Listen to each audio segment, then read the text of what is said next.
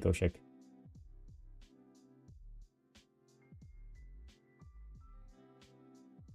All right. I definitely had to rush everything. OptionsDepth isn't working that well.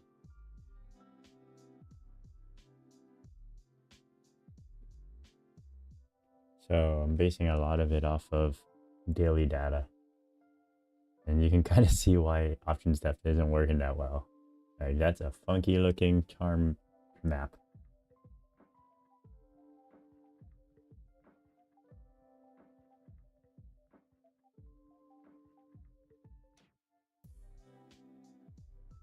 Yeah, I could see if we're gonna break up above the 75.90 area, we're going to 76.20, like, and 76.20 is like heavy gravity, but you can also see 75.80 is gravity. So like, I don't know that we can break through this, but like if the market decides to, like if the flows is just like straight bullish today, then we can rocket through that negative gamma area and just flow into 76.20, 76.30 for the magnet and the pin at close. And everything will be pretty slow up there, I think. But it's only if we get through that 75.90 area. The straddle's 30. And in downside, you can see 7,500 is also magnetic, but it's got some work to get through that to that area.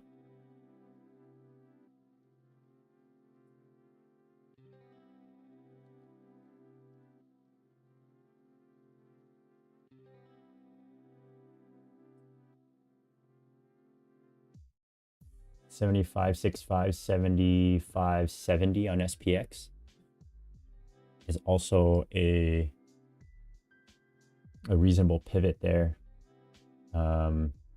Actually, it kind of lines up with Alma's pivot at 75.65. And it's because there's just a negative gamma cluster there, negative positioning cluster, between 75.55 and 75.65. So if we break into, if we get into the edge of this 75.65, 75.70, we're likely to reject a little. So I'm expecting some sort of reversion around there. It would be nice to have the intraday. Weekly highs on ES? Yeah, I think so too. How many more points? So we're at...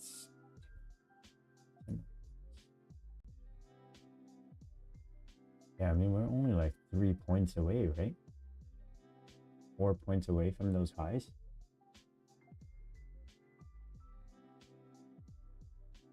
But yeah, I think it's an upside bias. But it's not, I don't think it's going to be pretty. It's like not, I don't anticipate a pretty day. Like yesterday, I think I mentioned like, hey, we're going to go up and hopefully that retest of that gap, retest the gap and that 930 low. As you said, 930 low, you're looking for longs. Yeah, that was a good retest of that gap fill for liquidity, quick liquidity run. And then we just started moving up. And then even then it just kind of like slowed down a little. And I think I was anticipating 75.40, 75.50 based on the gamma chart. It's just where everything wanted to go, I think. Like if price action were to comply with the gamma positions, which is what dealer hedging flows would do or would influence, then it was likely to go there. And I think we ended up hitting 75.45, so 75.46. So we got pretty close there. My only regret is I didn't play that with any real accounts, sadly. I think Q's a little bit weaker. Still got some room. to its weekly highs.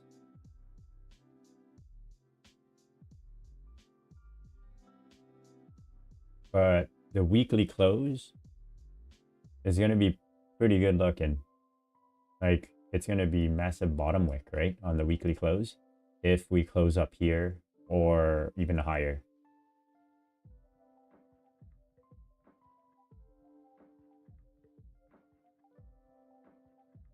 Which would imply further up, right? In the next week.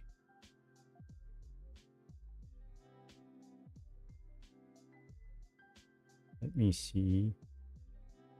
I have a watch this level at 75.95, which I think we bounced off of yesterday at around 1.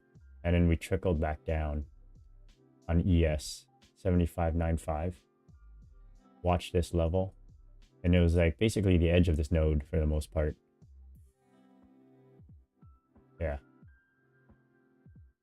The edge of this node. And then like, had we been able to hold through, I mean, it would have gave you like a nice 25 points. So that was kind of pretty. It was slow. It took like 12 hours, if not more, right?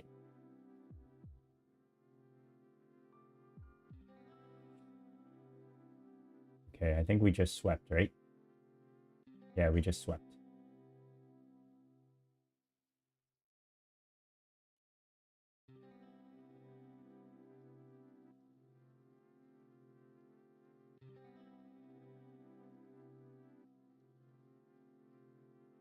Yeah, way too many levels here.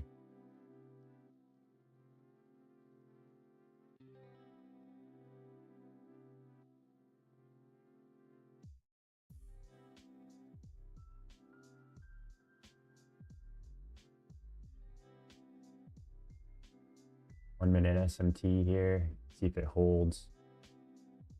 We have a little bit of a gap, not much of one. Like, it's only a 4-point gap.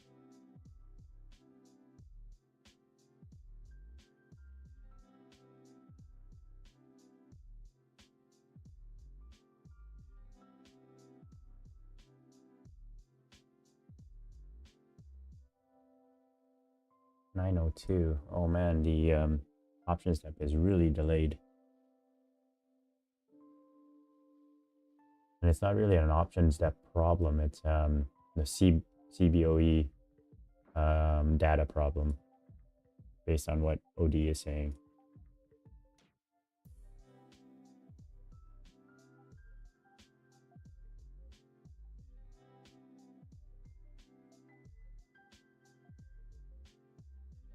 .30 straddle.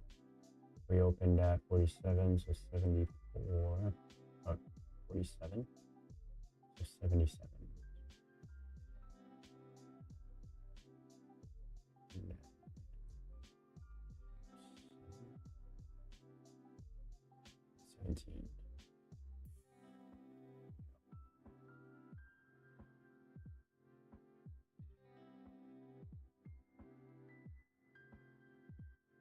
And then, yeah, NQ, I'm still looking at that edge node. It could be yesterday's high, but yesterday's high already rejected, in my opinion, that level, that first edge there at 30,000 on NQ.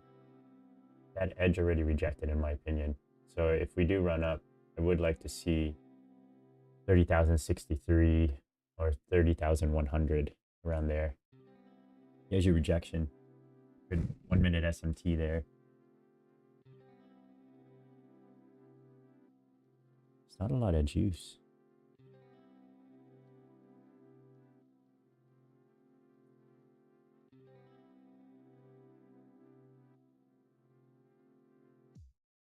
I'm gonna try that on one of the evals.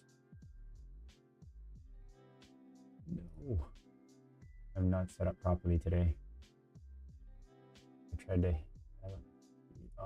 Fudge. I'm late. I'm late for entry. I can't enter with my real accounts. No. No. I entered right at the 5 minute close there. But but that was just on the eval. I missed the entry.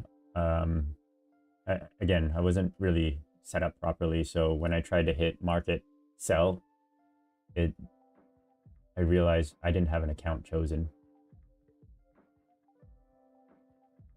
So that was my fault.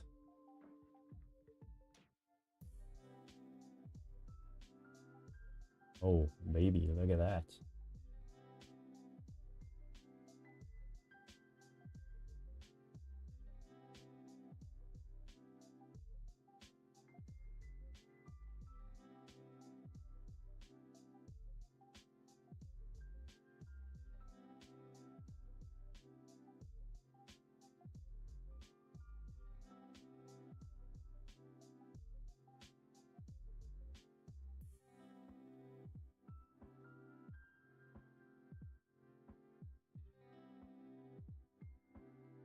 Yeah, I can't believe it. Damn it. That was my own screw up.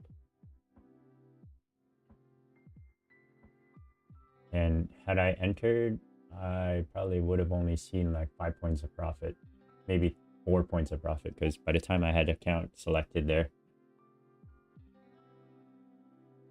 Ah.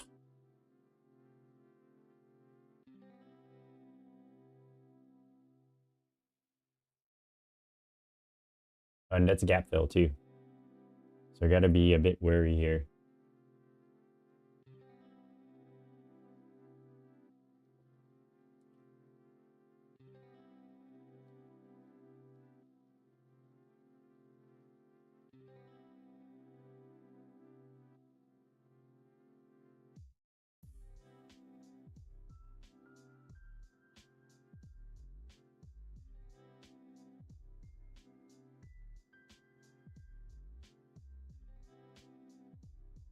Yeah, I'm just going for 13 points on this account.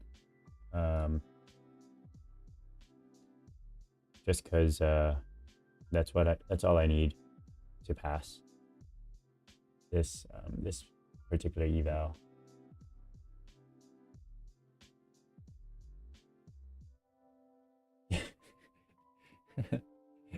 We're on the same boat, but I didn't have much time to prepare today. This 15-minute close is going to be very appealing here.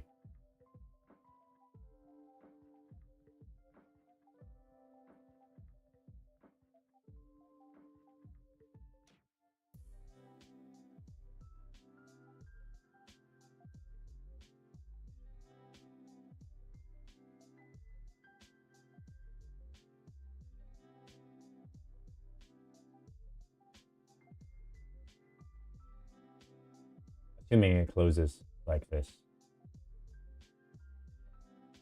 Maybe we get a retest of the 1-minute breaker. On NQ, it looks like we're getting a retest of that support level. I don't know if I can call that a breaker though.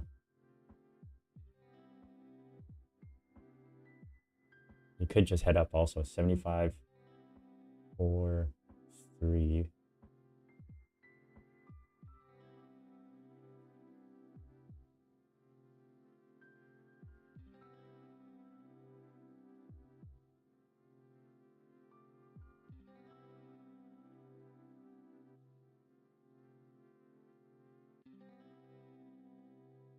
Risk here is way too high. I might try a secondary entry.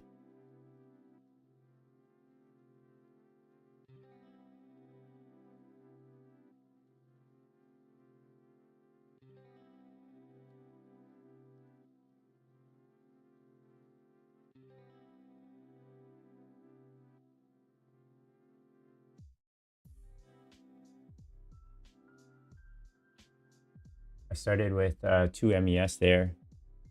I'm hoping to get more. The risk is just a little too large for me to want to go with 1 ES. So I kind of want to scale in, but I was hoping we get a retest of like 75.98 to 75.600 on ES there.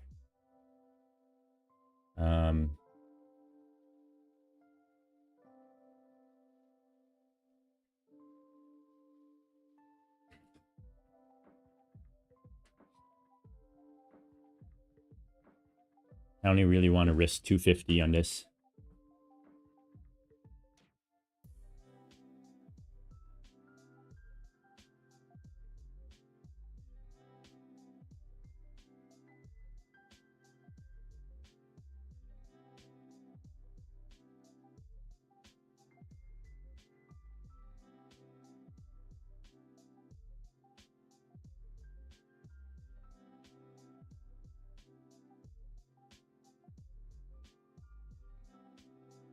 And if we go down, I would like to see...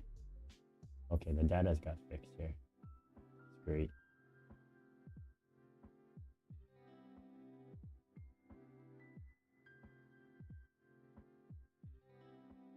Even the data's still garbage.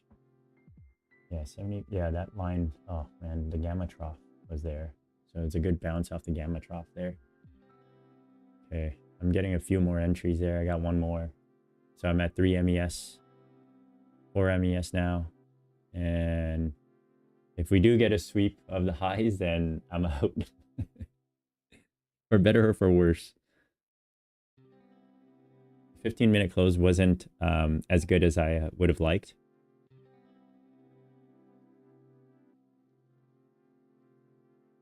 Yeah. So like I started the entry a little early, and that 15-minute close I'm not a huge fan of, but it is what it is.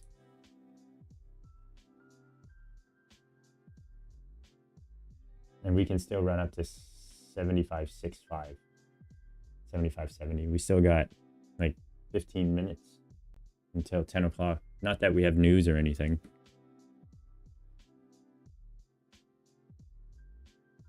But I would like to see a run down, 20 points down from here.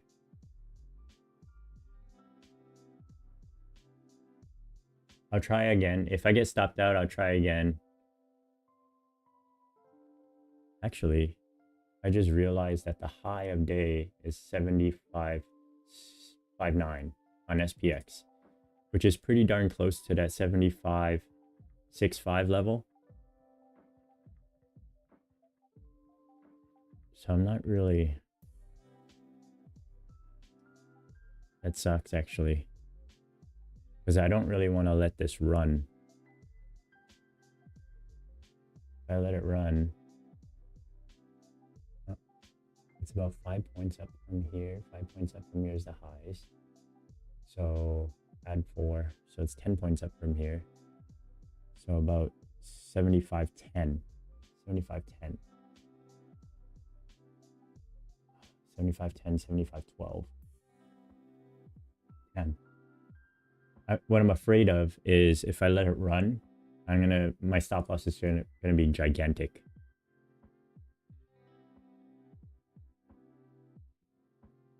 And I might not see the rewards.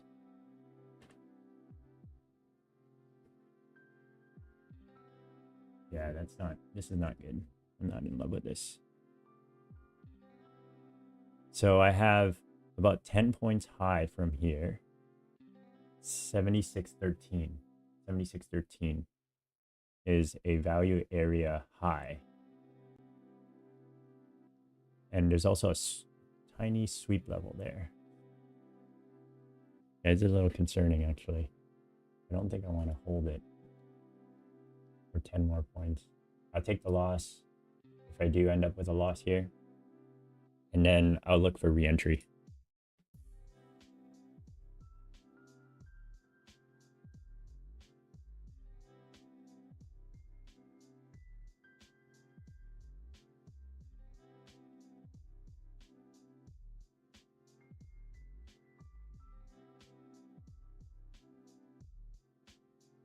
Yeah, the data's working now on OptionsDepth. Yeah, so I'm watching 76.13 on ES and 75.65. It's about the same. It's around the same, about 10 points higher.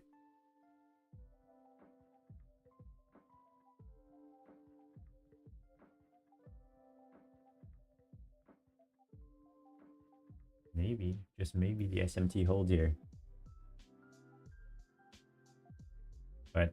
I think it wants to retest. Yeah, I think it wants to test 75.65. That makes more sense to me from a gamma and positioning perspective.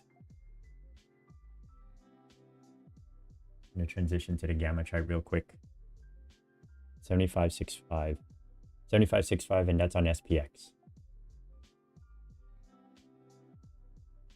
Yeah, it's the edge of this negative gamma area here. 75.67, 75.65. You can see this here.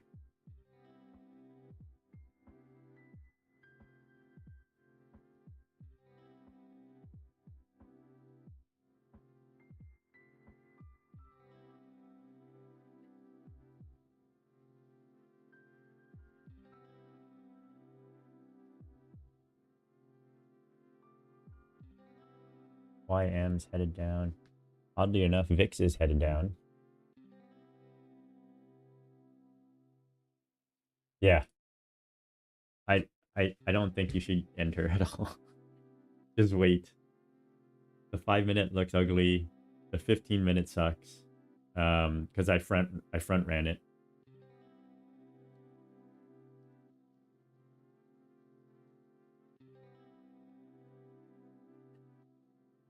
Let's see what the 30-minute. Yeah. This thing should go up.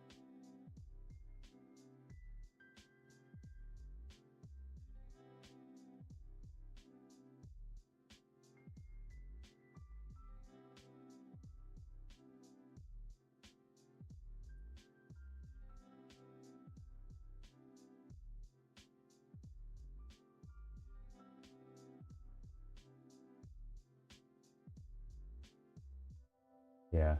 And then NQ should be headed towards previous day high also, right? And maybe even the weekly highs. YM is like hanging near the lows here, so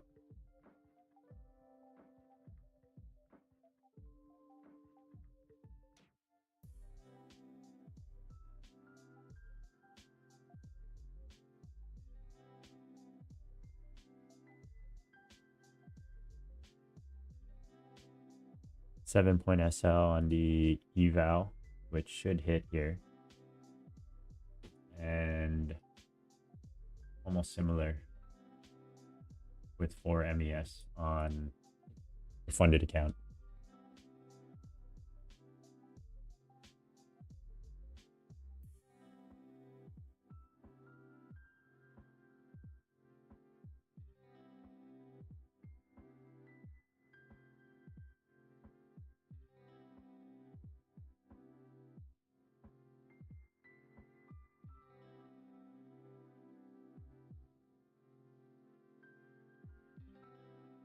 The data is still funky.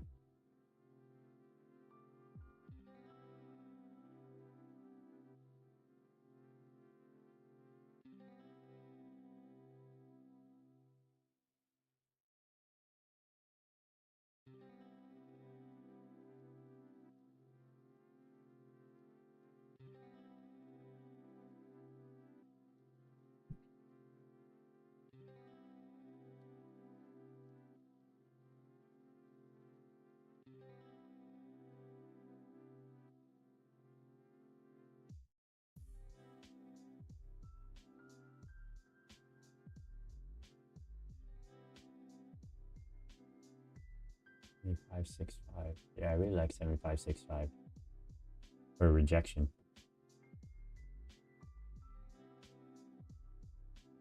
$75 brief downside.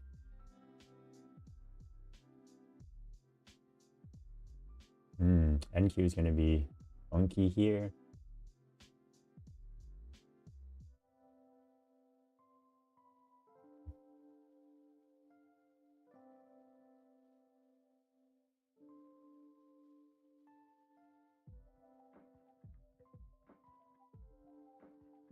Interesting close on NQ.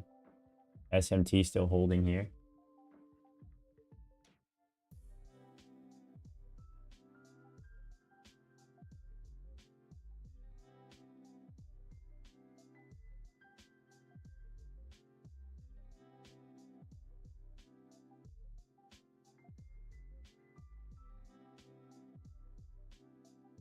And it was after the NQ sweep.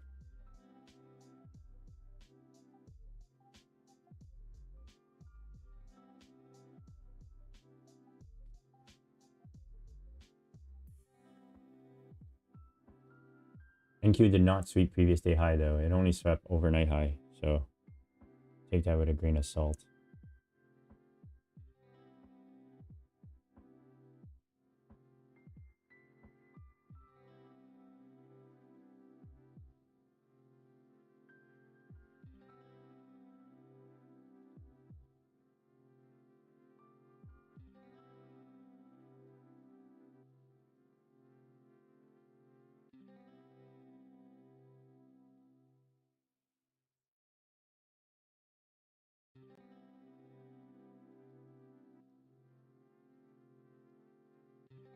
There's one big tease.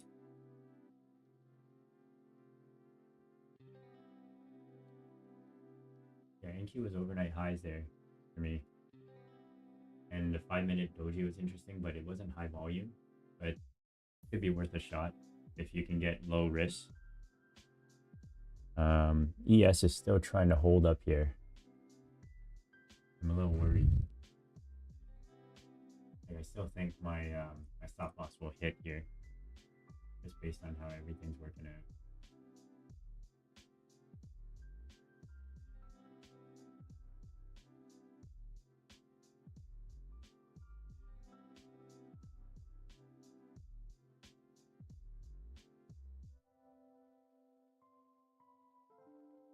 NQ's fighting.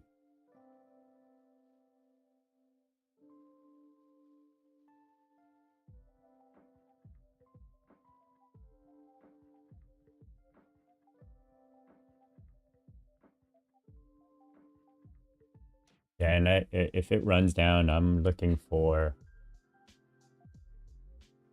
let's see, take profit around 75.30 on SPX, 75.35, 75.35.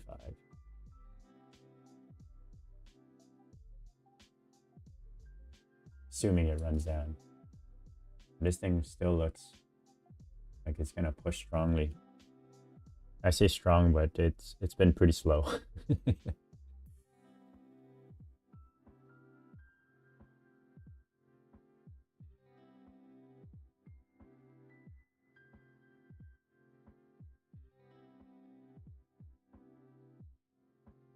Yeah, NQ didn't take out its previous day high, but it did take out its overnight high. So if we do get a pullback, it'll be nice, but it doesn't strong on slippage yet.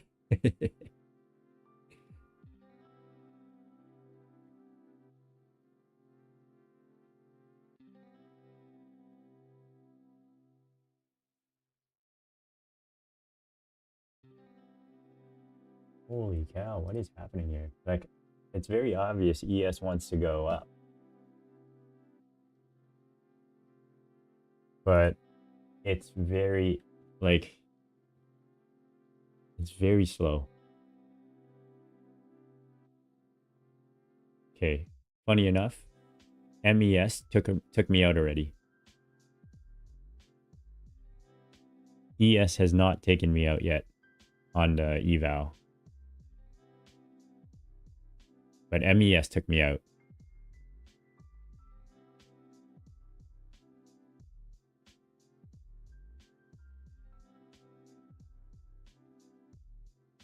Which is kind of ridiculous. Because if this runs down, I'm going to be pissed. Like, very pissed because MES took me out.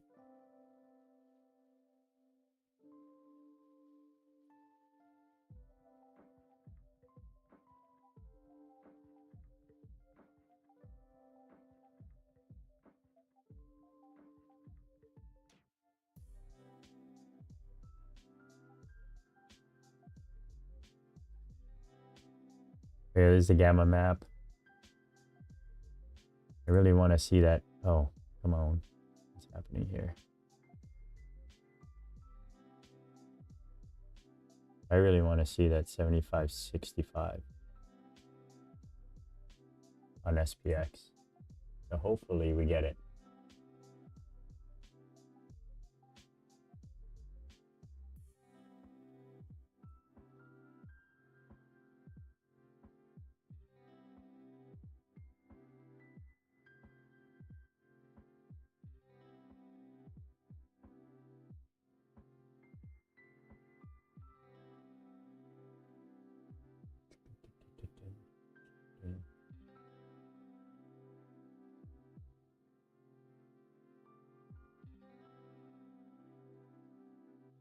It's like a whole lot of nothing happening right now.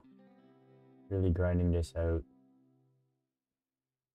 10 points higher on SPX or ES would be perfect.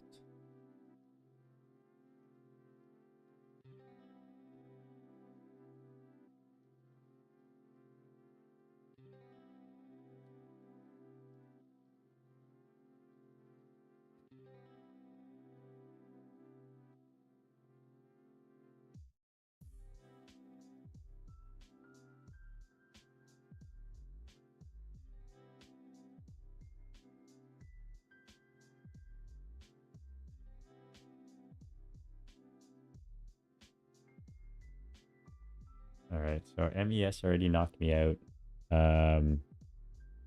ES is about to hit, just hit. NQ, let's see what NQ's got.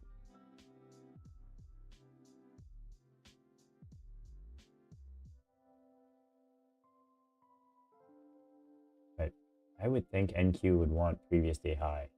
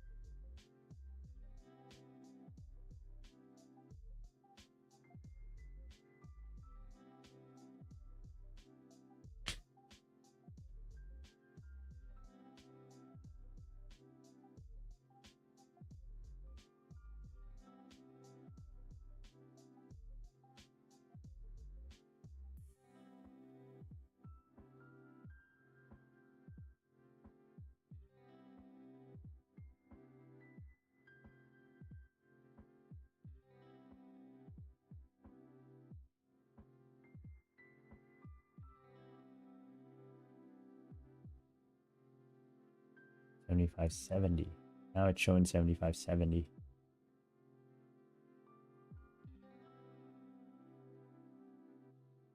NQ, does NQ have power here? YM is just hanging out doing nothing. VIX is headed lower.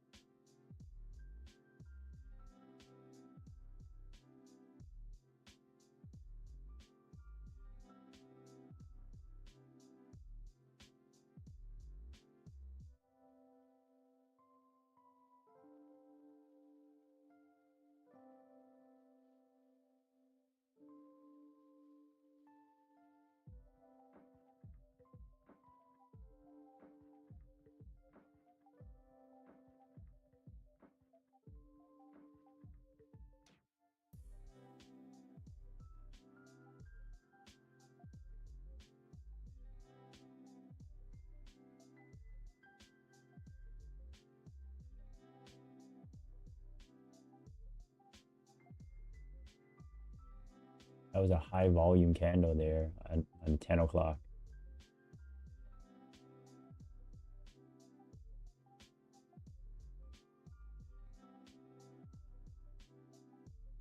Only on ES.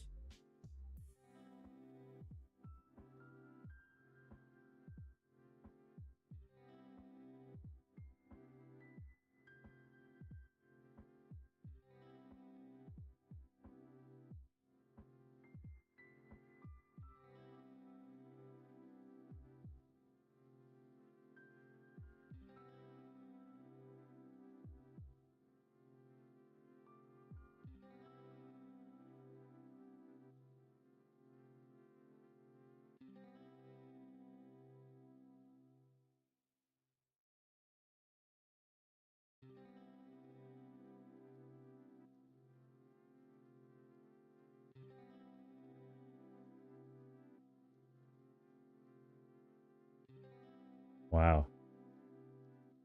Grind up is like the perfect take so far. Upside slow.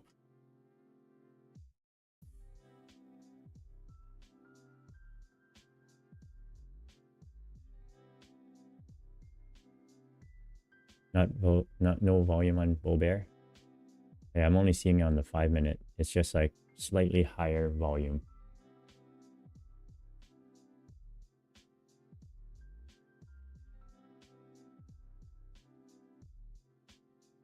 It's definitely like teasing it, you know? It's just like teasing it just enough so you're like not in the trade.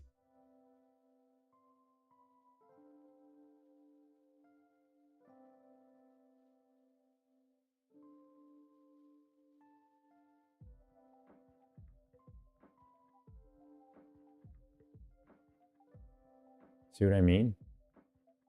I mean, you got the sweep you wanted, right? And I think the bull bear just hit at around 10:06. So it would have been the same entry as me, roughly.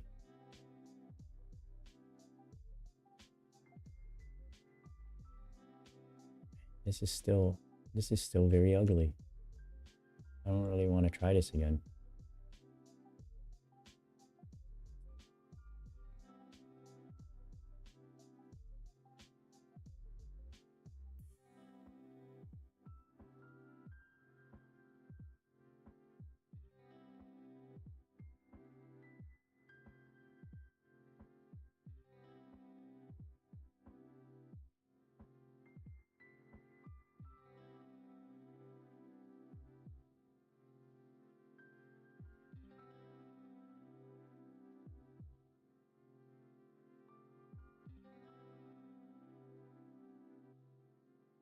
It really needs NQ to go.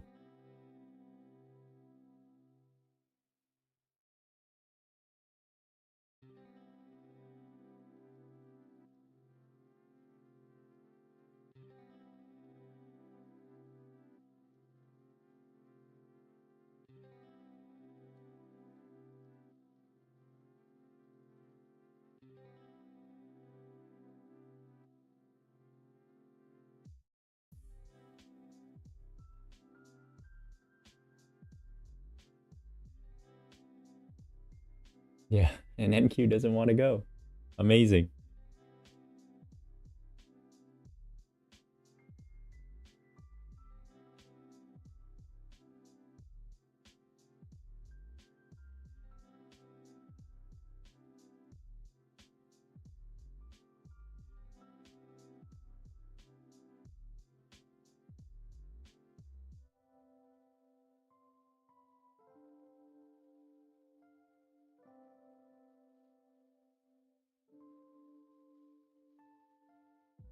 Yeah, NQ is going for previous day high.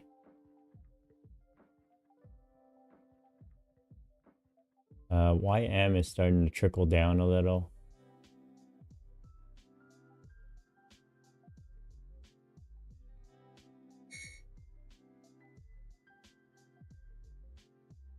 Big volume candle, larger volume candle there on the 5-minute of NQ.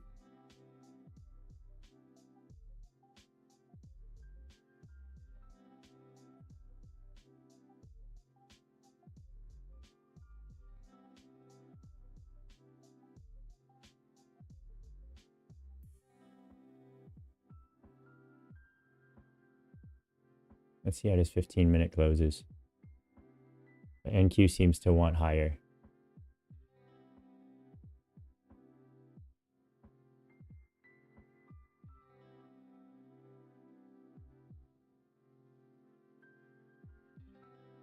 Just gotta be patient, I think, and wait for 75.65, 75.70 on SPX.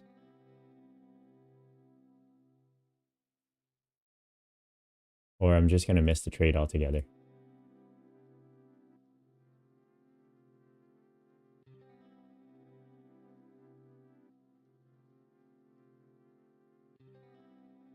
Yeah, YM's getting really heavy here. Okay. Let me see here. SMH has a slight bid. So semis are doing okay.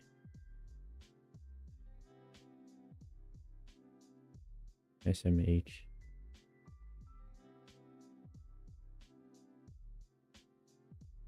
You missed the TP. Oh, the 1R TP? Don't worry, man. You're gonna get it. Hopefully. After that 1 minute candle, you might get it. That 5 minute candle is questionable. Like, this has been barcoding since, I don't know, for about 15 to 20 minutes.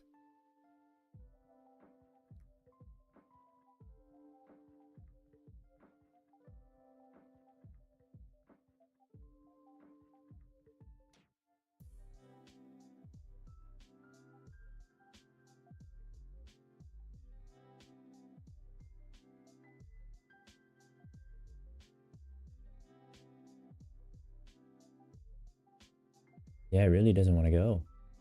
Amazing. What's NQ doing? NQ, how many points away is previous day high? 40 points. Just about 40 points away. Previous day highs.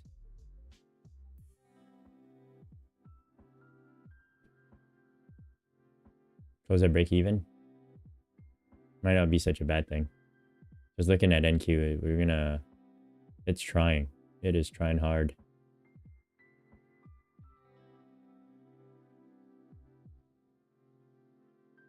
Watch this 15 minute.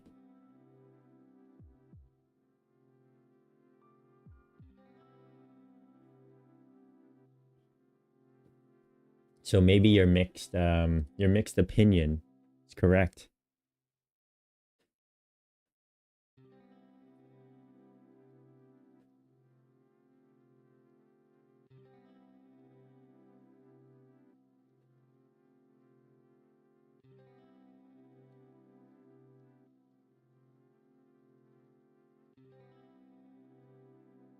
Wow, NQ, come on, man. What are you doing? Like, you would think it would break out by now.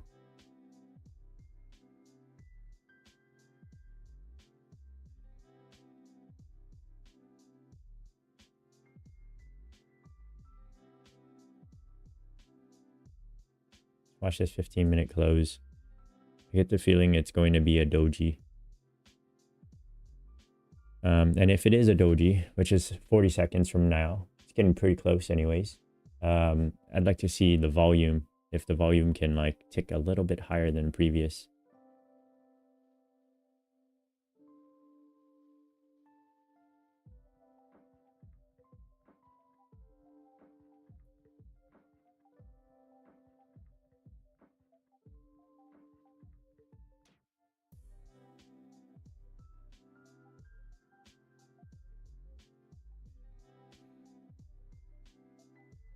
See, days like this, if I don't have discipline, I would like get destroyed.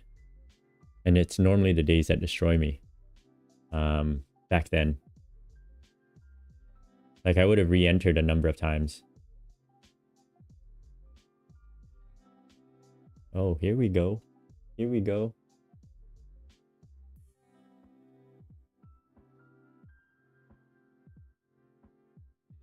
If this goes, I'm so sorry, Koshik.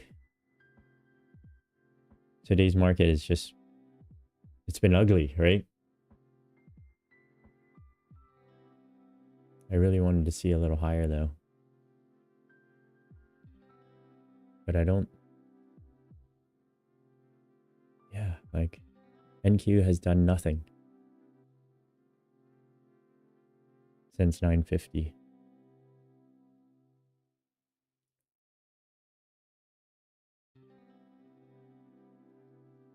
Now you're getting a YM bounce.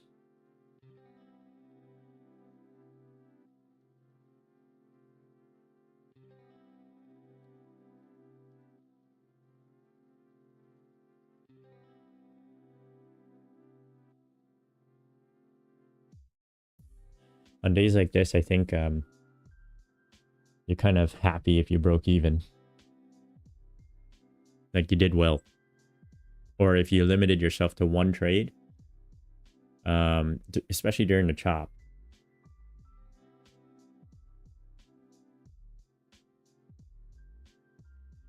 Because this is one of those days that just take your money and almost frustrates you in a way, right?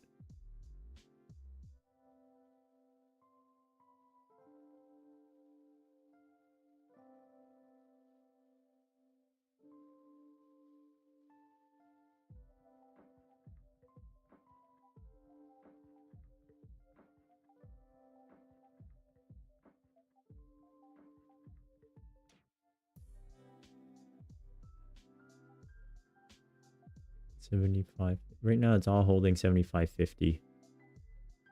And it doesn't really want to go under it. 75.50. 75.50. Oh, okay. This bothers me a little. Between vol signals version and options depth, the positioning is a little different based on how they calculate it. So 75.50 actually shows a reasonable size position. That's like negative gamma.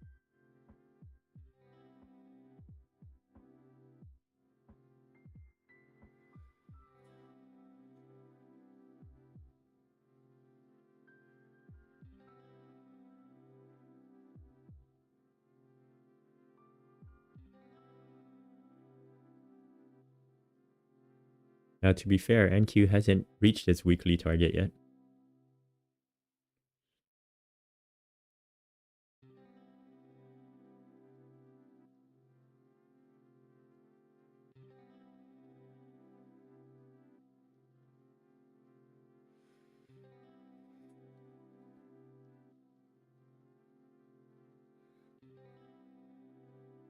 But if this is a grind up day, I'd be looking at 75.90-ish. 75.80, 75.90.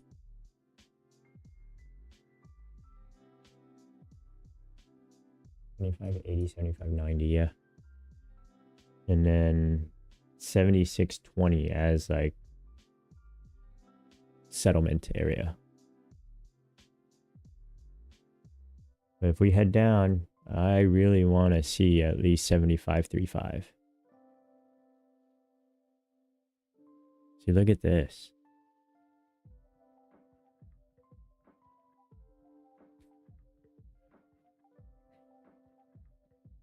Look at this.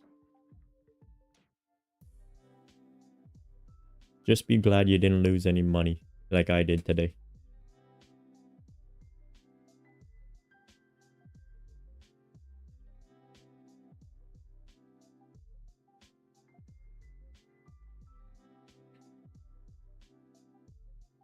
On NQ, I thought weekly highs, I have it at 30,094. That's Monday's highs for me on NQ. But yeah, on ES, we've already taken it out. And if we've taken it out, I would like to see a pullback, but that wasn't much of a pullback. Look at that 5-minute candle. Holy cow. That is nasty. High volume too.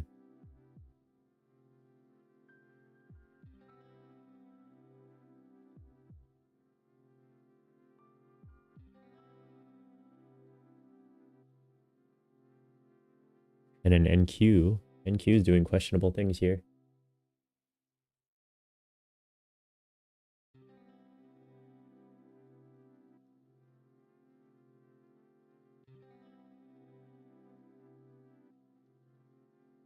YM is headed on a rocket ship at the moment. So which is why we're seeing an NQ pullback here. Where is VWAP? 73?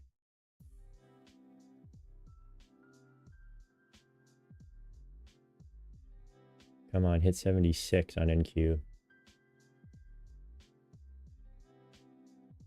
All right. Okay, this is stupid. I'm passing accounts. But I'm not making any money.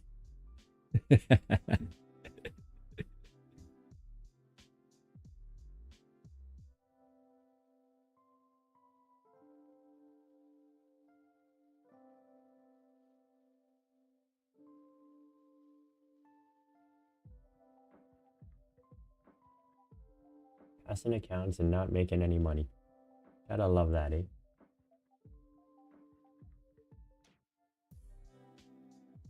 What was your stop loss? $250? That was your risk, right? On your trade?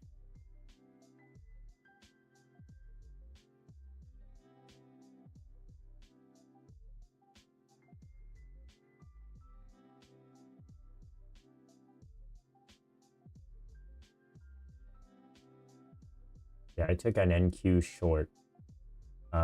And I was after the 5-minute doji, and I only took it on the one eval that I was like pretty close to passing, and the take profit was at 76.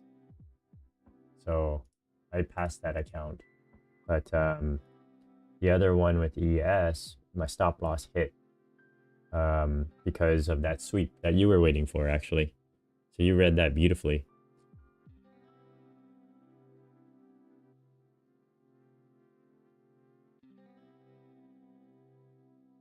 And it was after the 5-minute top wick at 9:35 was when I entered. So it was a 98 entry, I think, somewhere around there, 75.98, and stop loss was at just around 604.75 on ES. So that kind of sucked on that other eval, and that was a very similar play that I took on the MES, and I had four MES with an average entry of about the same. So I took the L there too. I'm down about $165 on average between the accounts, both funded and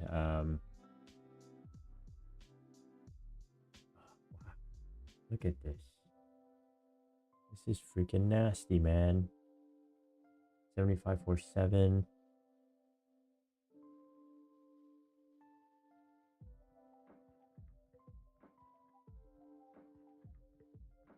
Yeah, to 250.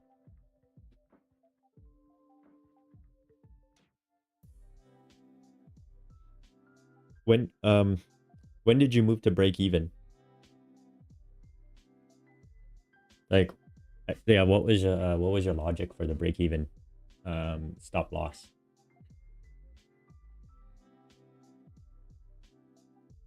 Man, I can't believe I didn't get a re-entry on ES or SPX. So I'm very cheesed about that. I wanted to see a few points higher.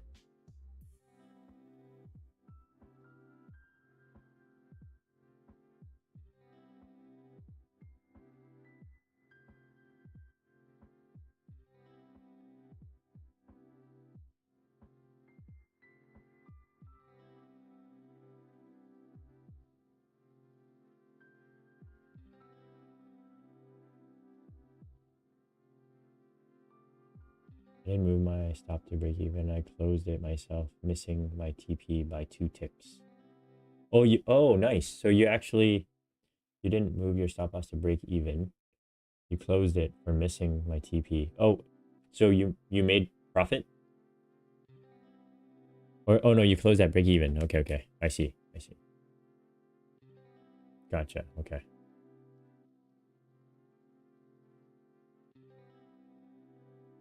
So is this, I guess, did you stay true to how you would normally trade? Or how you're planning on trading these 1-hour trades?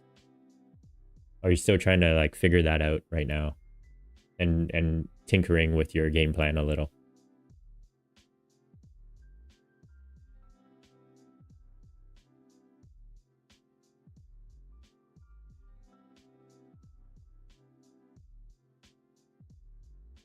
Yeah, same logic for entry, just taking my trades at 1R. And then, or your break, sorry, I meant as it relates to your break even and how you closed your trade at break even. Is that how you would normally, like, is that your game plan? Did you follow your game plan? Or you're trying to still feel it out and figure out what the stop loss game plan is? Like how long you hold that stop loss for. Don't get me wrong, the candles look like garbage. And I don't blame you for closing at break even after missing your TP just slightly.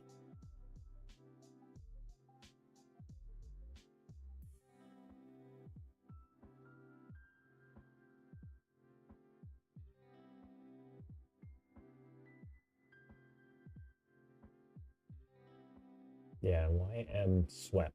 YM swept, and that's how we got to skyrocket at 10:15. Yeah, 10:15.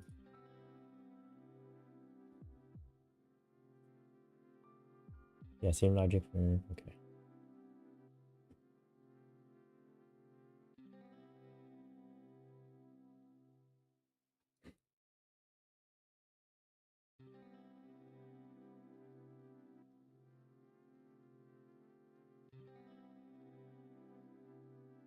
$30. Let's see how this 30-minute closes.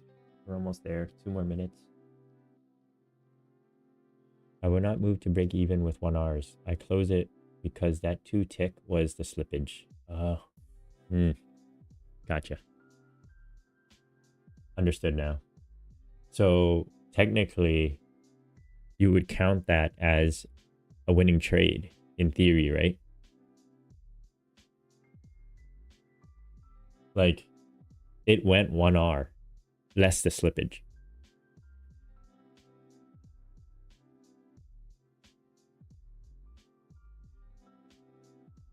Gotcha. All right, this thing looks like it's gonna go.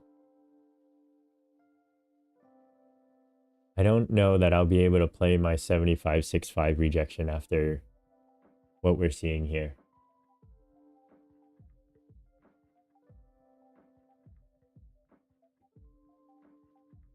$75.65, $75.70. This is gonna be tough.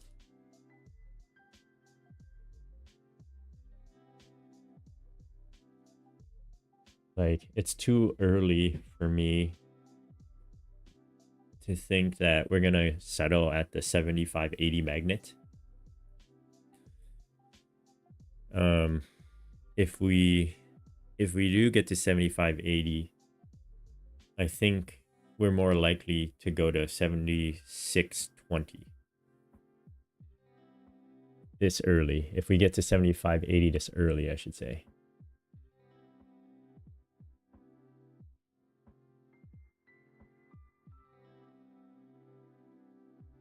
Man, look at these candles. Oh my goodness.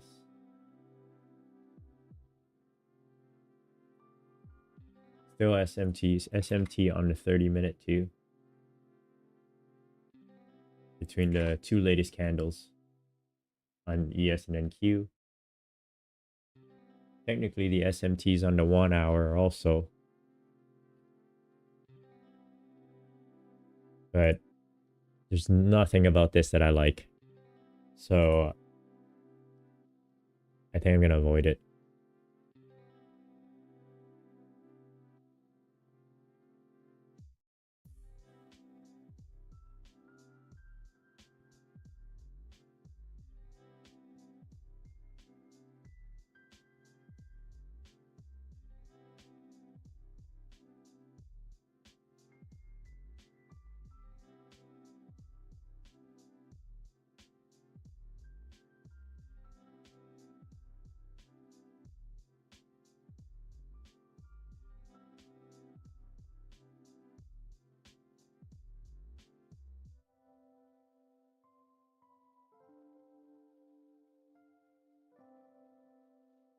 Then I'll I'll take a NQ shot at some point with my other account. I got 2 more accounts left. So right now I have 3 blown accounts and 3 passed, and I have 2 left. 3 blown, 3 pass, and then I have 2 left. That one is at 50K and one's at 52K.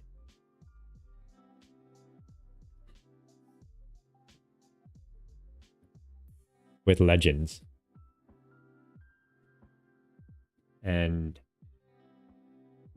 I think I'm gonna probably try at some point today, if something shows up, I think I'm gonna try 2 NQ, 75 TP, and stop loss would be the full stop loss, the max drawdown.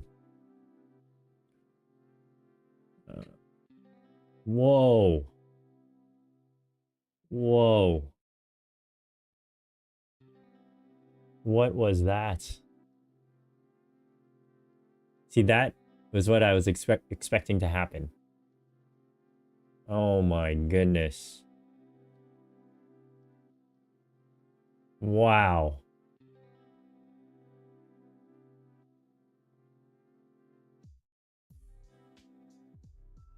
Wow. Like, you can't catch that. How do you catch that?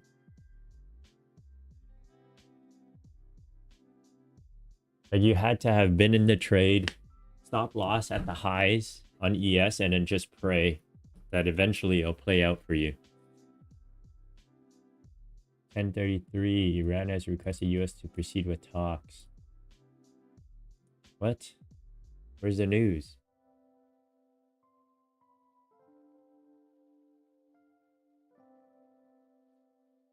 That was nasty.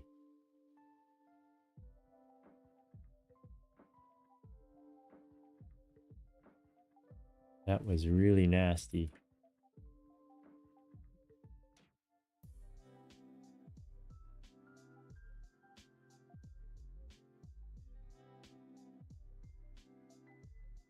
Wow.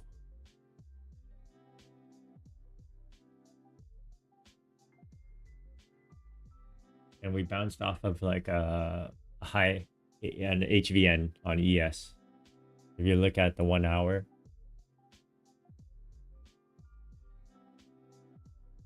trend line retest too.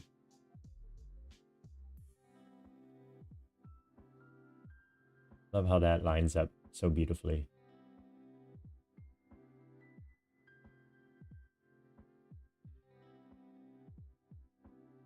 All right, now we're gonna have some fuel to the upside if we should move up. But see what I mean?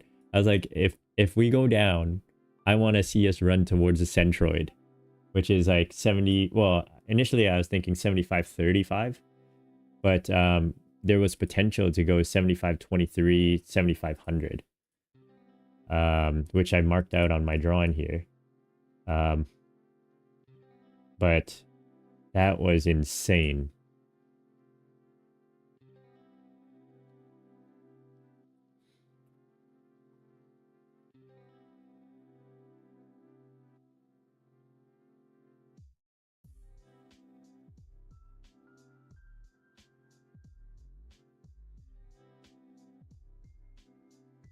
I have no idea what the news is. The financial juice is breaking down here.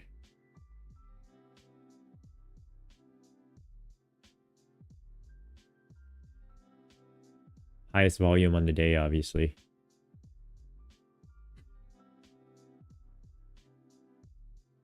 So you want to talk about slippage?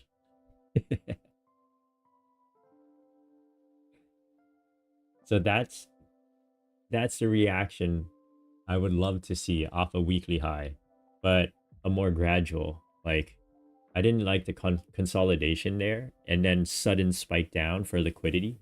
Like that was bullshit. That made me angry.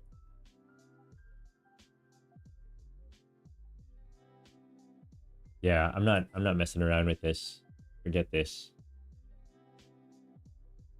Like it basically hit take profit like TPs, but only after messing around for so long. That was doo-doo.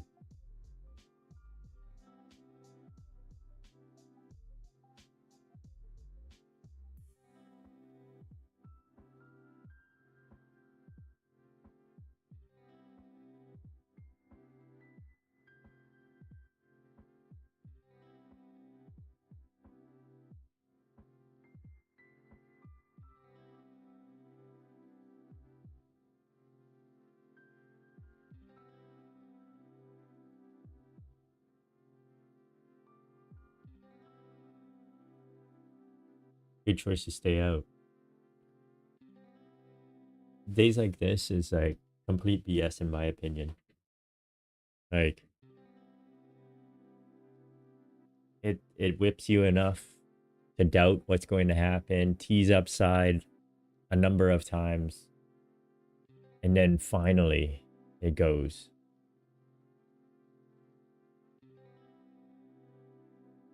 And it goes all at once. Okay, let me see what the news was. Trump on Iran. The ceasefire is over. Oh, great.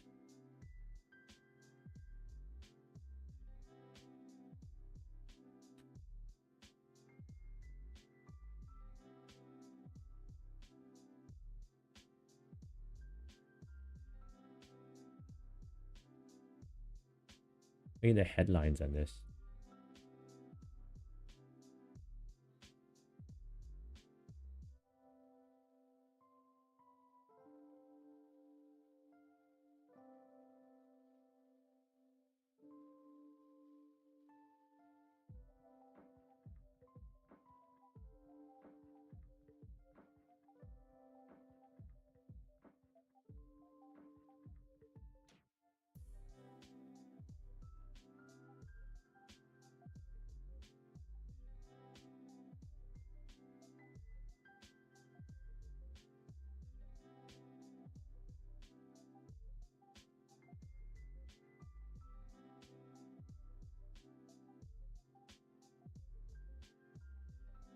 Quick move down.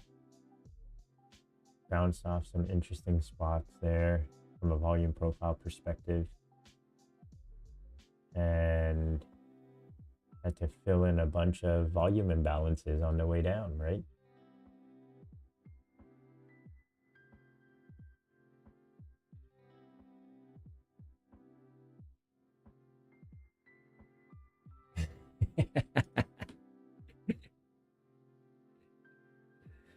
That's so good.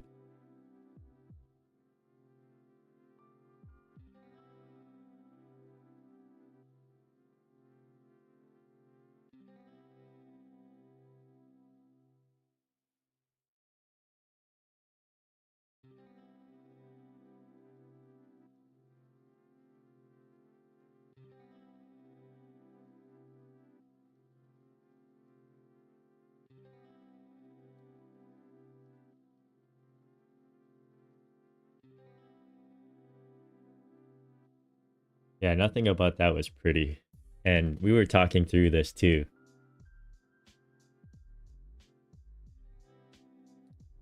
Brutal. And then you're going to see a headline shortly. It's just like, just kidding from Trump.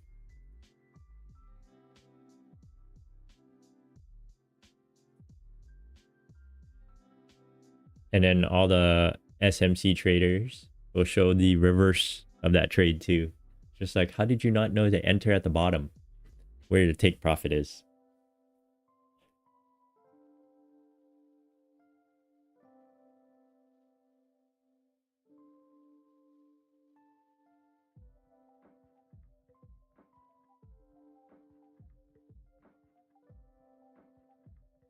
Frustrating morning though, in my opinion.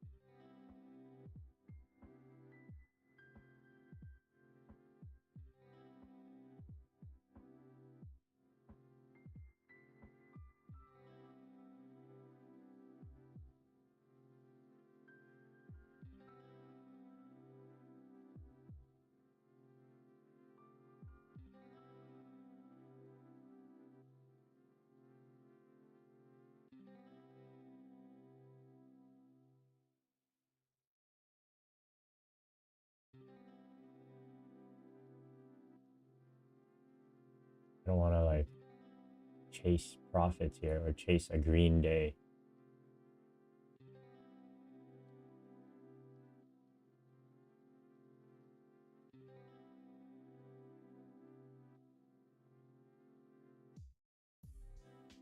On the funded account. Live account, I'm still not touching.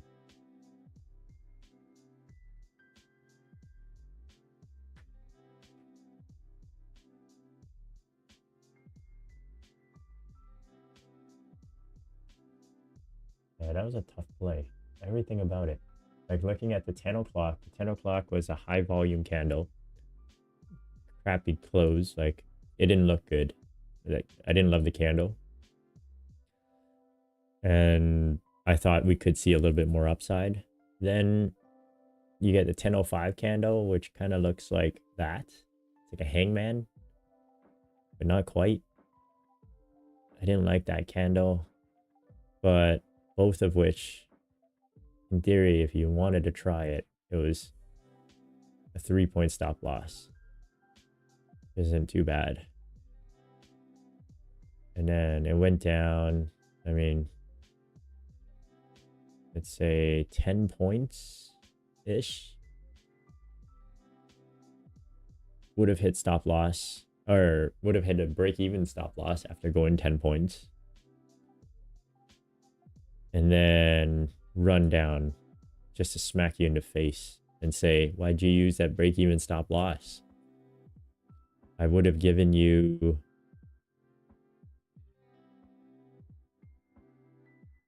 50 or some odd points. This is like the market teasing you. Teasing me, I should say. But that's a tough one to hold.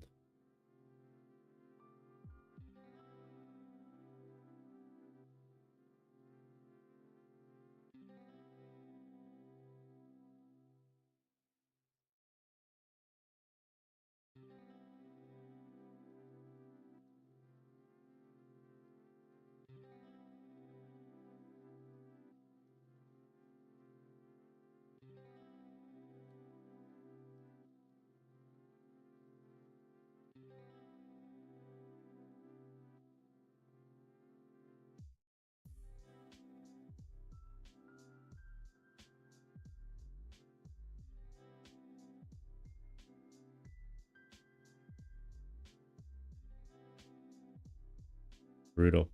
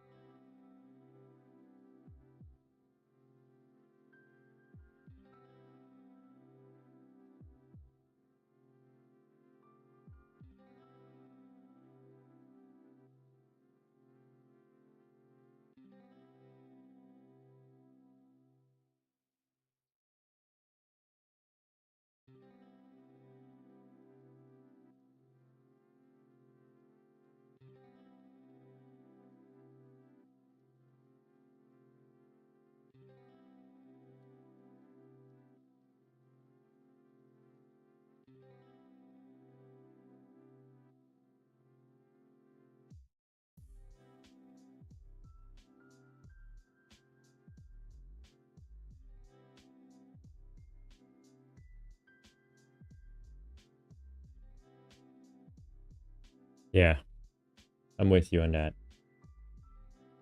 I was just trying to play it out like just a few moments ago on the 5 minute. There's some things I like, some things I hated. And yeah, it just didn't lend itself very nicely.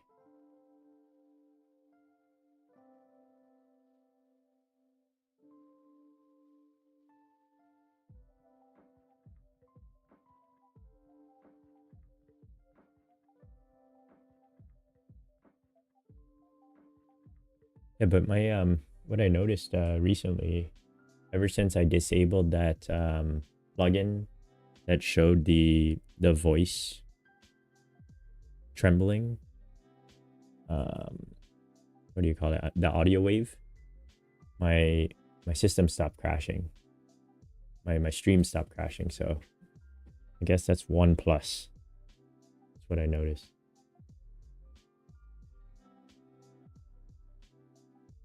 Oh man, that 15 minute on YM looks ugly.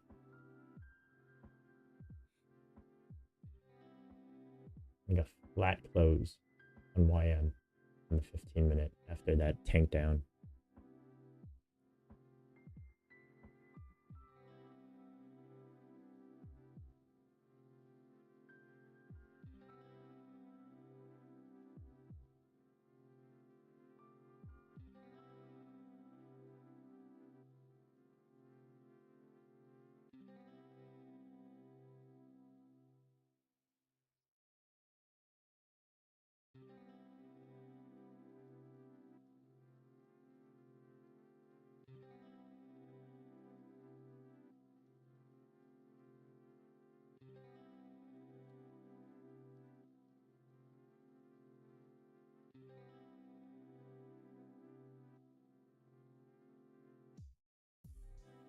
You like the double sweep, eh?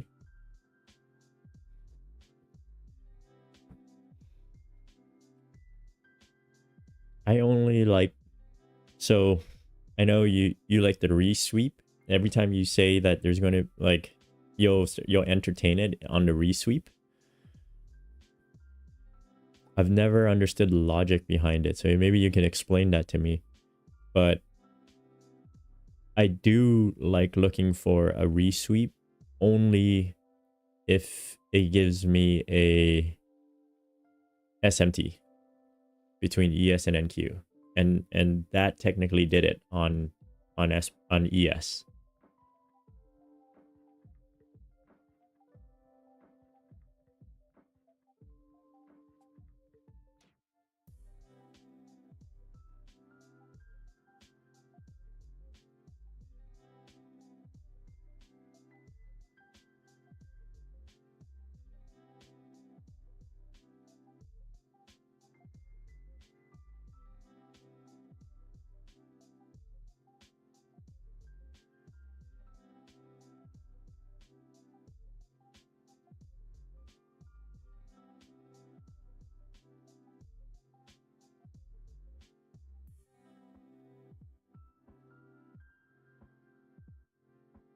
Oh, the 3 drive pattern? I don't see the 3 drive though on that play. Maybe you can show me a screenshot on ES for the 3 drive up. Because I remember you were looking for a resweep when I had already been in the trade. And I was in the trade right after, right around 940 actually. But yeah, 3 drives makes complete sense. It's actually 3 drive pattern to me is very much like an EWT, Elliott wave reference.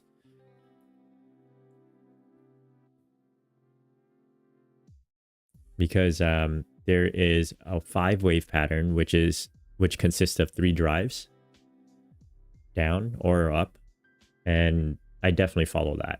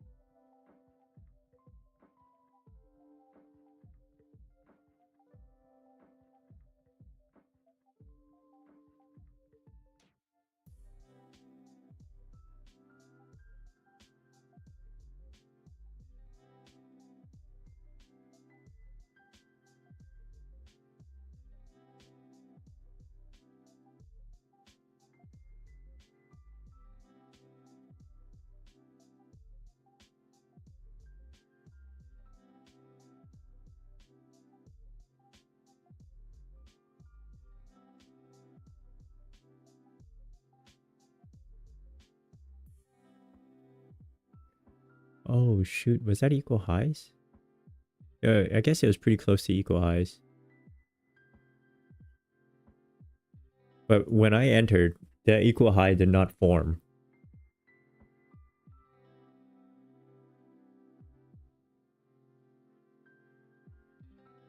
Because I entered at 940. So it didn't form until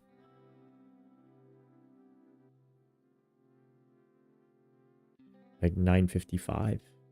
Yeah, 9:55.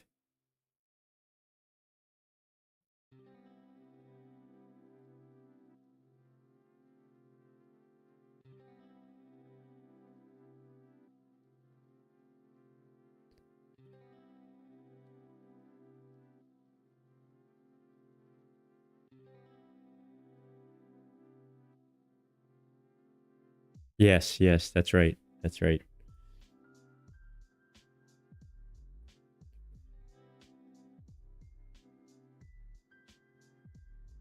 It's very frustrating. I like it down here, but I'm not willing to try anything.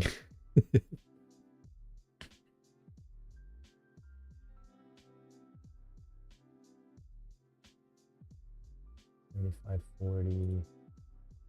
Oh my goodness. All right, you got to check this out. Let me transition over to the daily gamma map. So you can kind of see we're like hovering here just above the gamma trough for the most part. We run down, and guess where we run down to? The gamma peak. And that would be the influence caused by 7,500.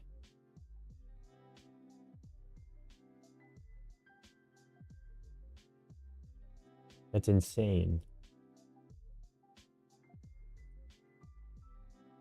And if you view it from a 3D perspective, I think it's a little bit better. Daily.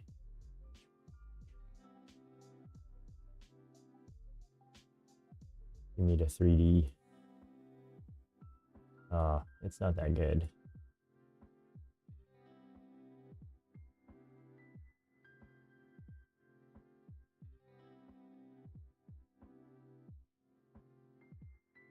Yeah, that's not good at all. Can't really see it. You can kind of see the troughs and stuff over here. This is 7,500. This is the gamma peak, 7,500.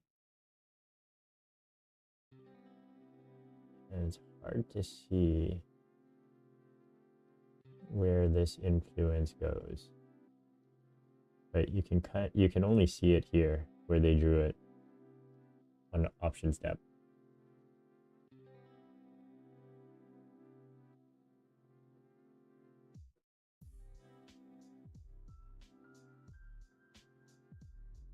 Just interesting levels. This is why I like the daily gamma chart. And I always reference it.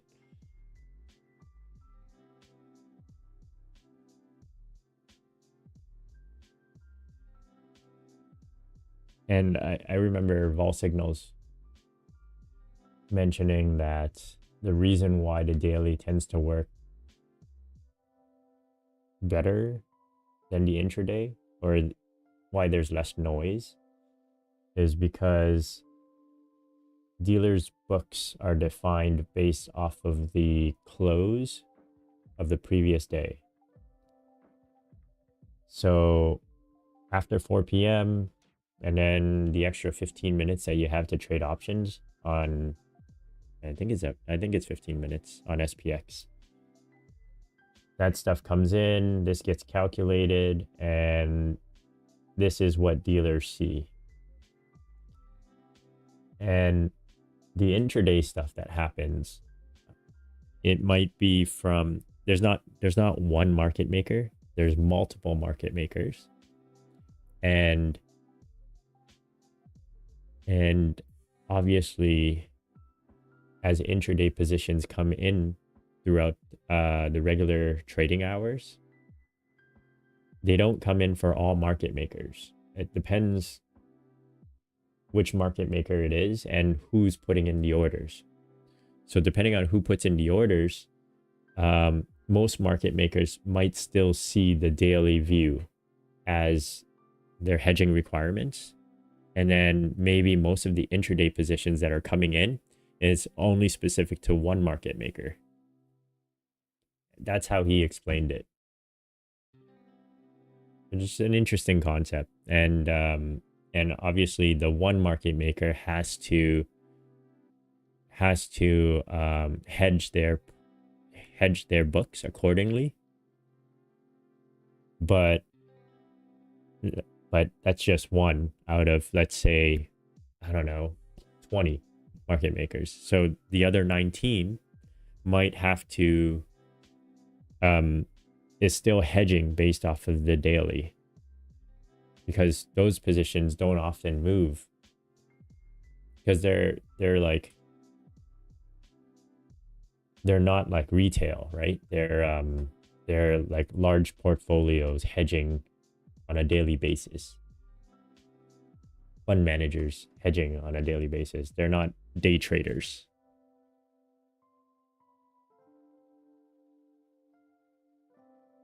But interesting concept, nonetheless.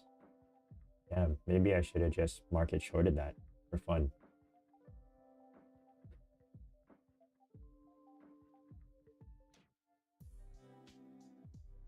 Yeah, and then there's like 10,000 positions that came here at 7,500.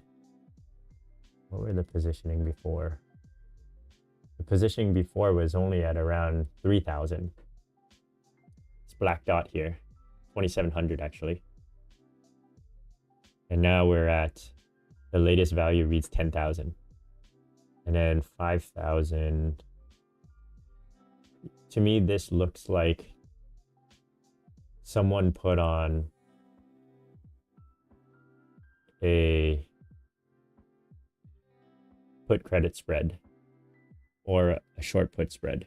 So they're collecting premium. So let's say the 7,500 is $1.50 in premium. This one here would be $1, 74.95. So they get the 50-cent difference.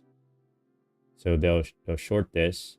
So they collect the $1.50 and then they long this, this 74.95, and they pay $1. So the difference is 50 cents, and they'll make 50 cents on 10,000 contracts. So 50 cents times 100 times 10,000, you're looking at 500K. So this would be a 500K positioning. If we close above, or as long as we close at 7,500 or above, then whoever put this on makes 500K.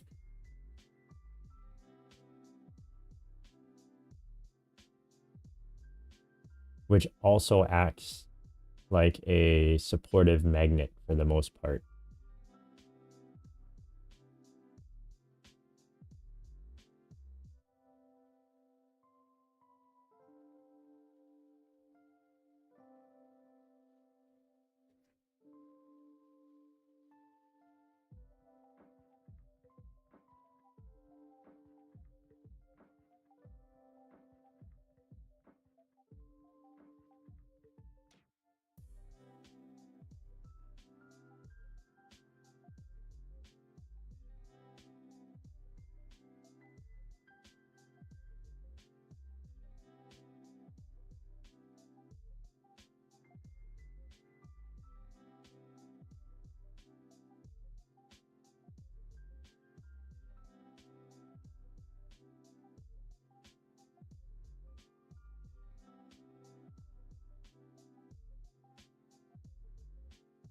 Hit that page.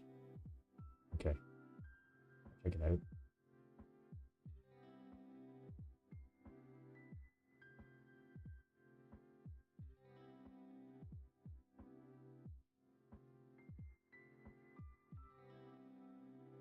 Oh, this guy backtests everyone's strategy.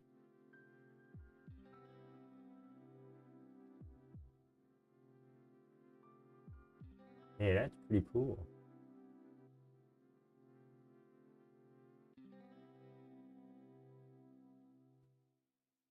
Very neat.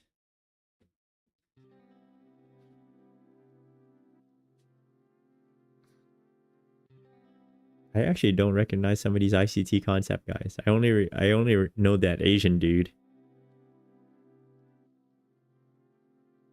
Former construction manager of some sort. All these other guys, yeah, I haven't seen before.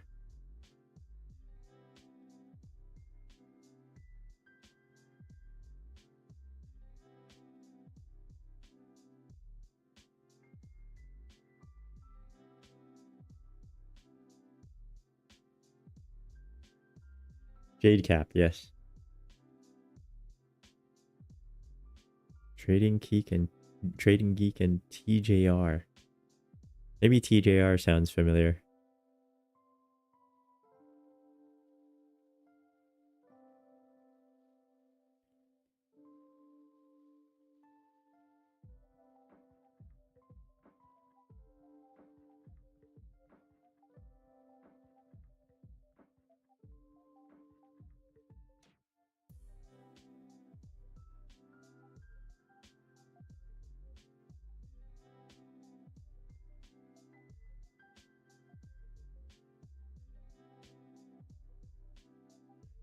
I'm so afraid of, like, if you take a trade in the middle of this range, I feel like Trump can just say something and be like, "Ha, just kidding," or yeah, we just blew something up, and your trade would get destroyed. Like, and it can go either way, right?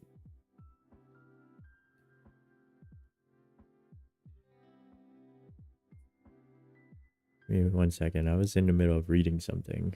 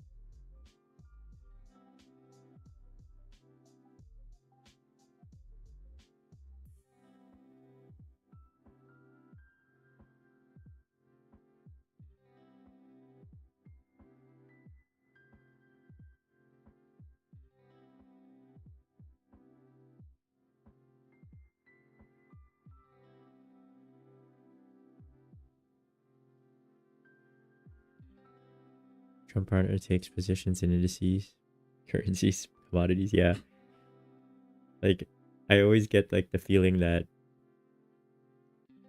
when something like this happens, they're like, somebody messaged Trump. He's like, hey, I didn't get a position. Can you get me in? It's like, all right, no problem. And then he tweets on Truth Social.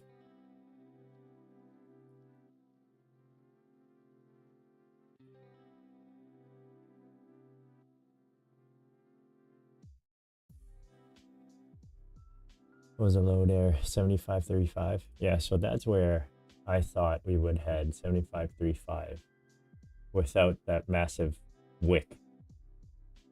I thought that was like a reasonable take profit, 75.35 on SPX. What would that have been the equivalent of? 75.81, I think. Yeah, it's around 75.81.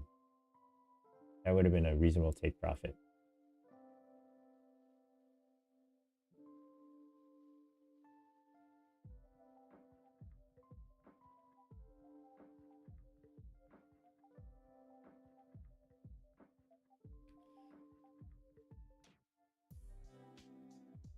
Yeah, 75. All right.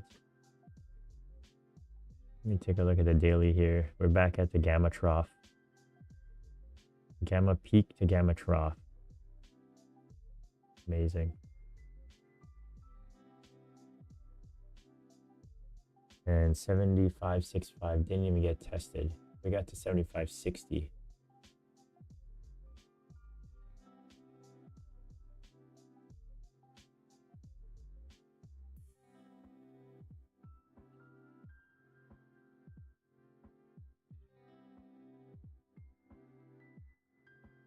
But if that was liquidity and it's fuel, then I would have to think we're headed up towards that 75.80 area. 75.90 now. Positioning has changed quite a bit. 75.80 makes a lot of sense.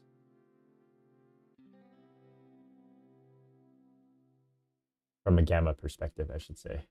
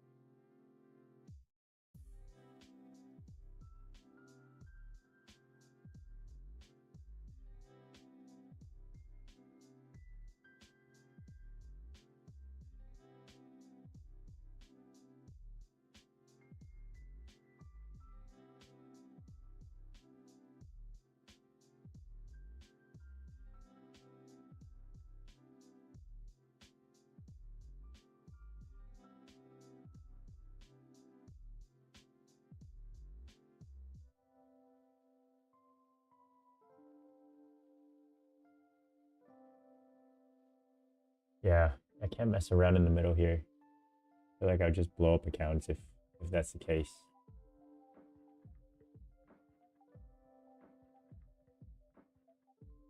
But our play, I think our short play was definitely the play. Whether we took it on NQ or ES, MES, M&Q, you had the perfect entry on your play. I say perfect entry.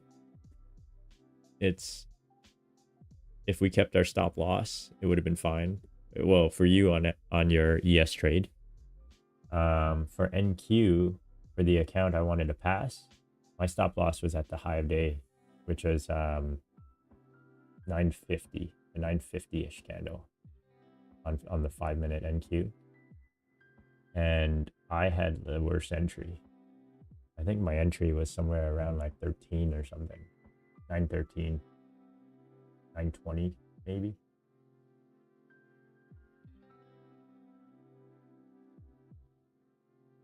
And it was just like, hey, in theory, we shouldn't hit the highs again. If that's it. We swept the overnight highs. ES swept the weekly highs. And it made a lot of sense just to trickle down, right?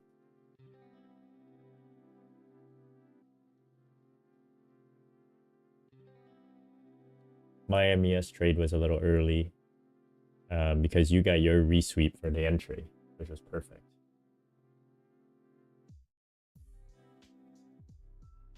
NQ trade played out because of the SMT.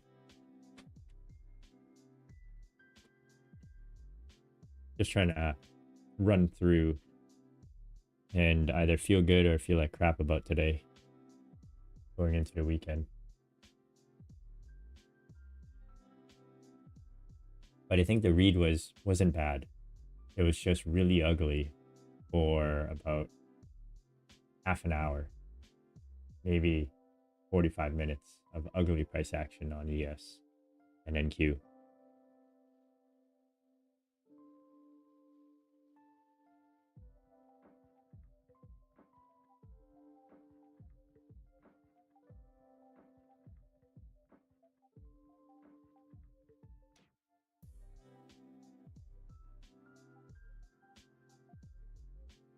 But I'd be curious to see if this is fuel for more upside.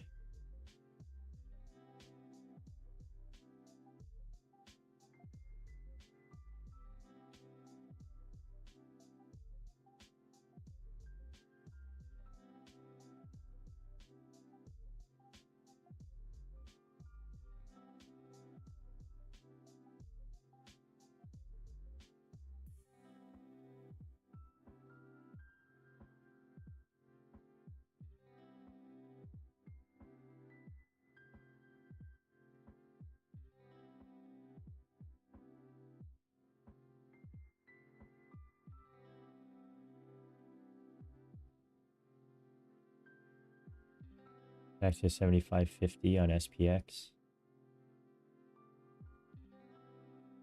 And I think it is fuel to 75.80.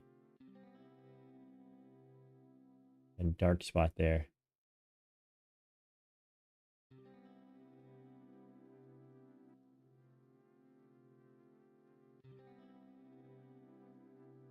Intraday things have changed a little.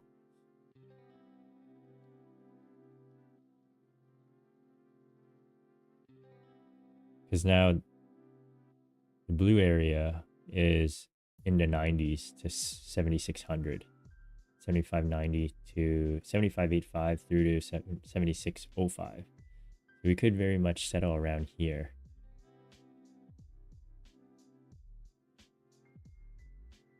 The 7580 itself is no longer a positive strike. Like it used to be a cluster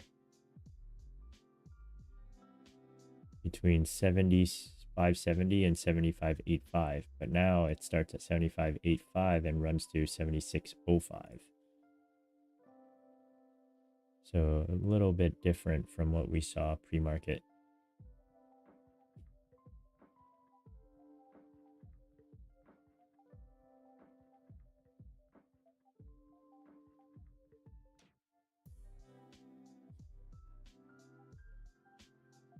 And this gives NQ enough power to run through to previous day highs and then hopefully weekly highs.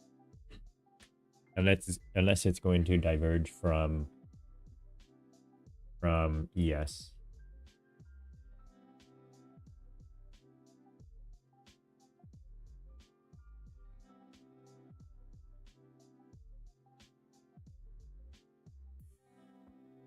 $76.15, $75.70.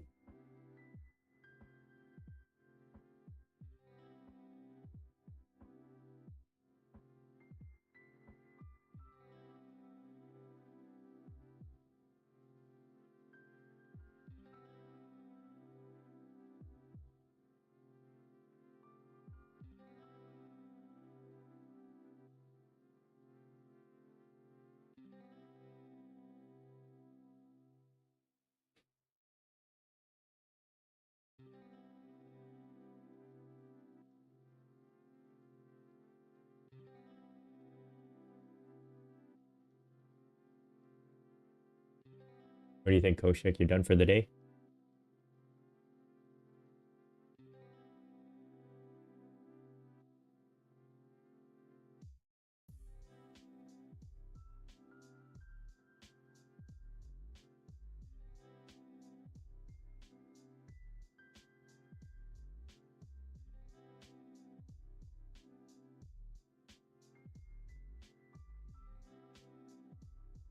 Yeah, I'm not gonna mess with this.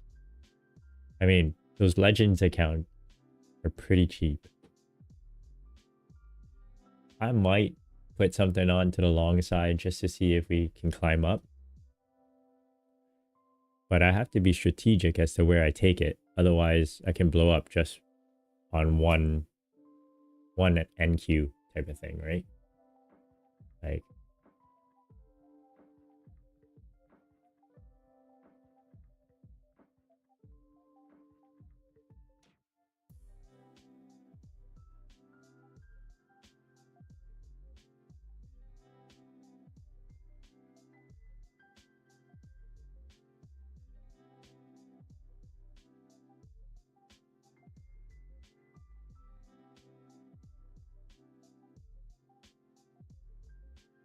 this is why I like the cheap eval method.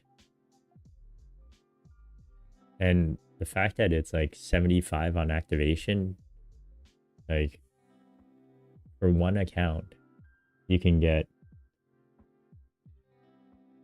it's about what, $88 all in, but you at least get a bunch of like you get a cheap try at it. Like you don't lose $80 for trying every single time, or 88, which is why I like the cheap eval that they're offering right now. The buy one get one.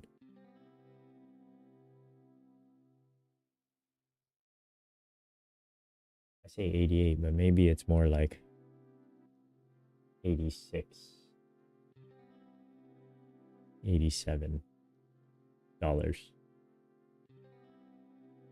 I just hope they pay out. And it seems from the other discords that I've been following, it seems that they have been paying out. There's a period of time in March that they were a bit slow on the payout, but I think all that got resolved.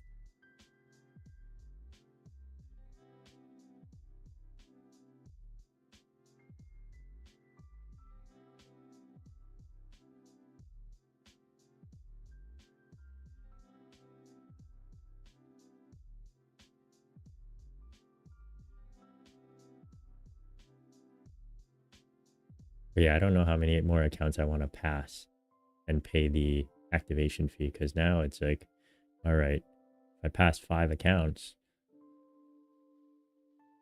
I'm like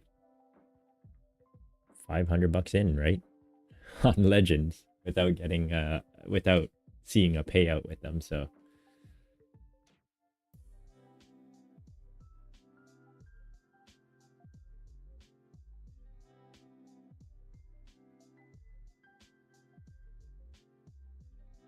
but so far the pass rate's about 50%, which means I'm paying closer to $98, I guess. 23 plus, yeah, $98, so almost $100 for the account. For the activated version of the funded account.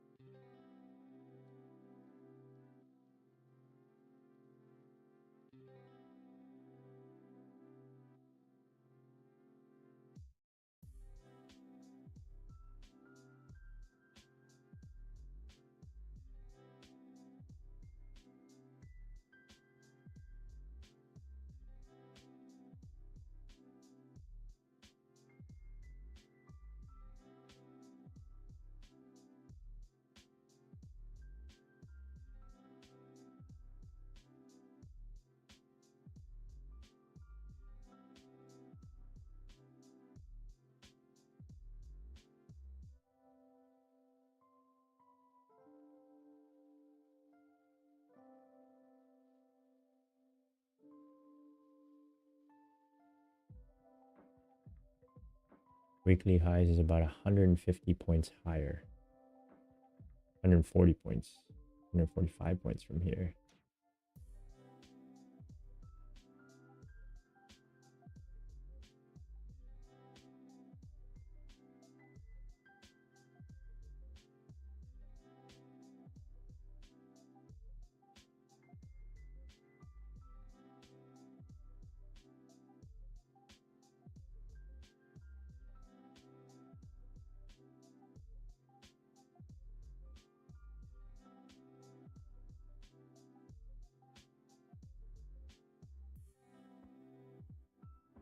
I mean, 150 points would be a pass, but I can't do it. I think this thing still pulls back to around like 29,900. And then maybe I might try a long after that, depending on where ES is sitting at. But we are headed up.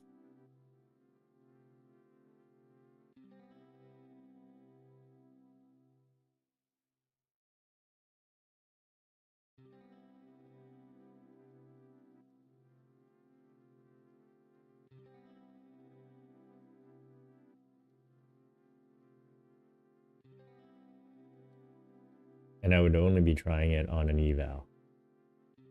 The cheap evals. Just to clarify, because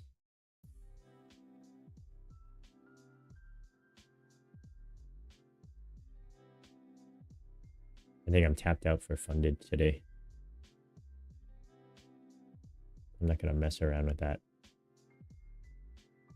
Still haven't traded the Legends funded yet. That was only my Lucid funded.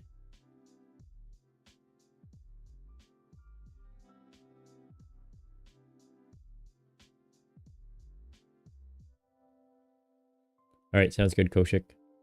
Have a good weekend, man.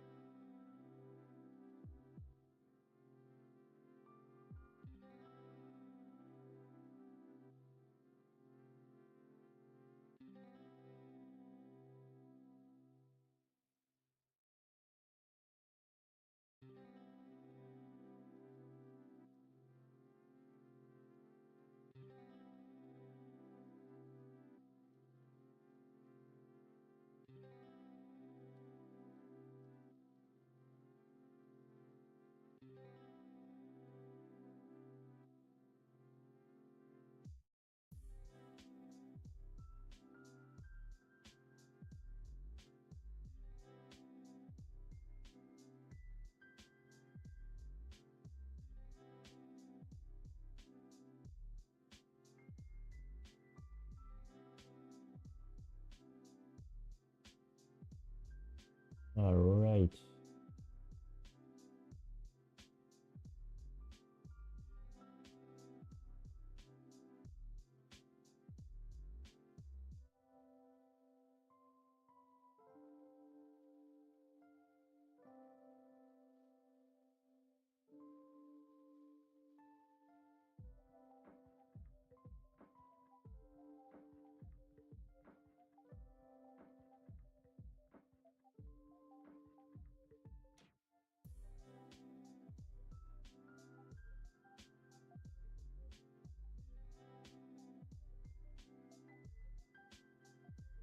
That's the 5-day there.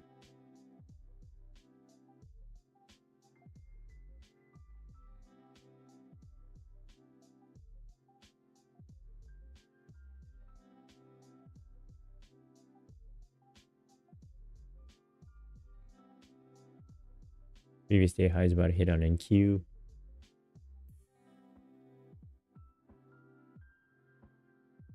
And I would like to see a run towards 75.80. But if previous day high hits, maybe we get like a little pullback.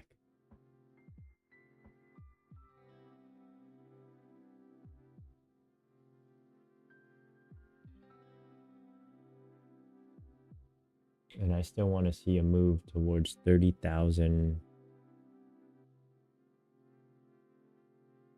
and 60 to 30,100 on NQ.